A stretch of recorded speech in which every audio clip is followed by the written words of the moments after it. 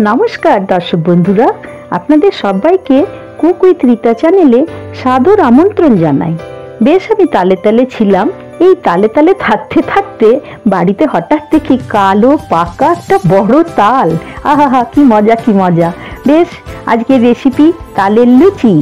আমি সাঁড়াশি দিয়ে হাতটা পিছলে যাচ্ছিল বলে ওই বাইরের শক্ত যে ইয়েগুলো স্কিনগুলো আস্তে আস্তে পরিষ্কার করে নিচ্ছি। পরিষ্কার করে আটিগুলোকে বার করার চেষ্টা করছি। তো আমার মোটামুটি একটা জায়গা কালো বেরোচ্ছে, এই জায়গাটা, এটা আমি ছুরি দিয়ে কেটে নেবো। তো যাই হোক, এরপরে আমি 3টে আটিকে জল দিয়ে ঘন্টাখানেক ভিজিয়ে রাখবো, 1 ঘন্টা পুরো।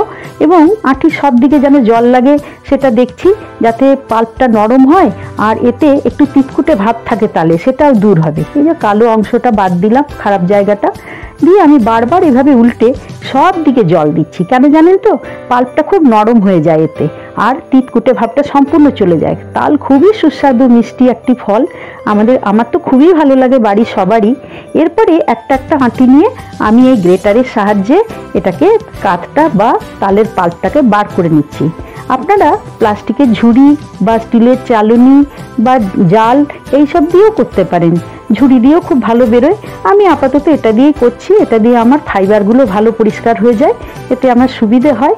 তো আমি আস্তে আস্তে পাল্পটাকে কালেক্ট করছি একটা বাটিতে, আর বারবার সব আটিগুলো খোসাগুলো সরিয়ে, এই ফাইবারগুলো সরিয়ে আমি যতটা পাচ্ছি তালের পাল্পটাকে বার করে দিচ্ছি। তালের পাল্প মোটামুটি শেষের মুখে দেখুন সাদা হয়ে যাচ্ছে এক একটা আঁটি, এবং আমি পাল্টে পাল্টে সবগুলো করলাম। তো তালটা বেশ ঘন, খুব সুন্দর গোল্ডেন কালার একেবারে, তালের পাল্পটা দেখেই লোভ লাগছে। তো এরপরে আমার যেটা হলো সেটা আমার এই করতে করতে সব তালটা রেডি হয়ে গেল। এই আমার রেডি হয়ে গেল তালটা।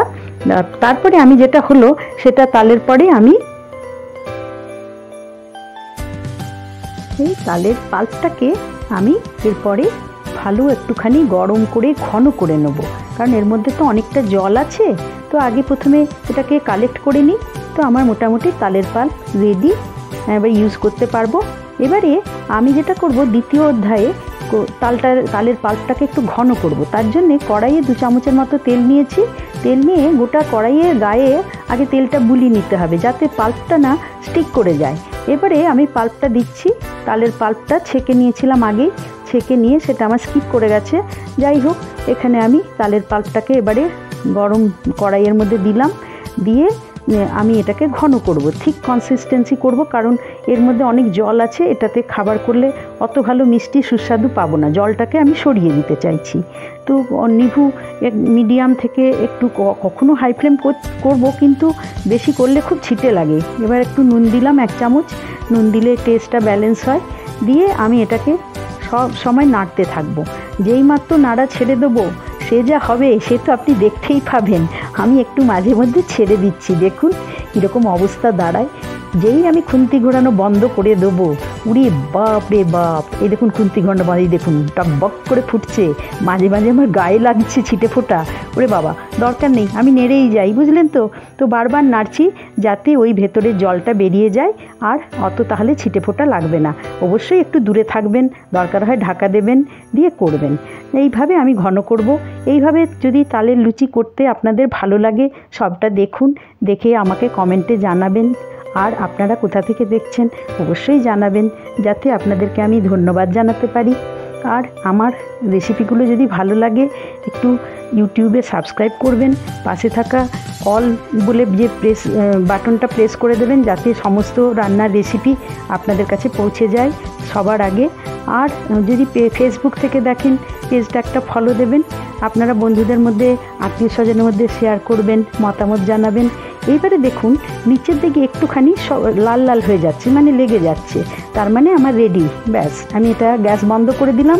এরপরে 3 নম্বর, আমি 1 কেজি ময়দা, একটু নুন, ময়ান দিলাম, দিয়ে তালের পাল্প দিয়ে মাখলাম, কোনো জল দিইনি।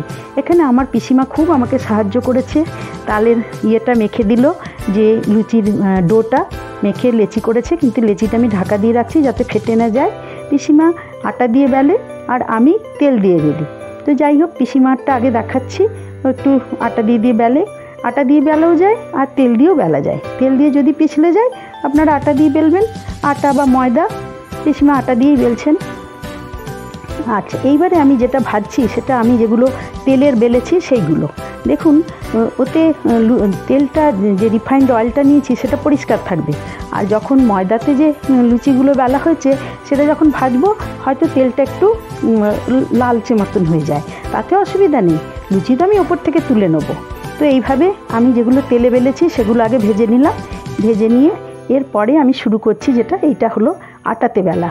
আটাতে বেলাতে এই যে প্রথম আটাতে বেলা, এইবারে তেলটা একটু ঘোলা ঘোলা হয়ে যাবে, তাতে অসুবিধা নেই। আমি ওপর থেকে লুচিগুলো নেবো।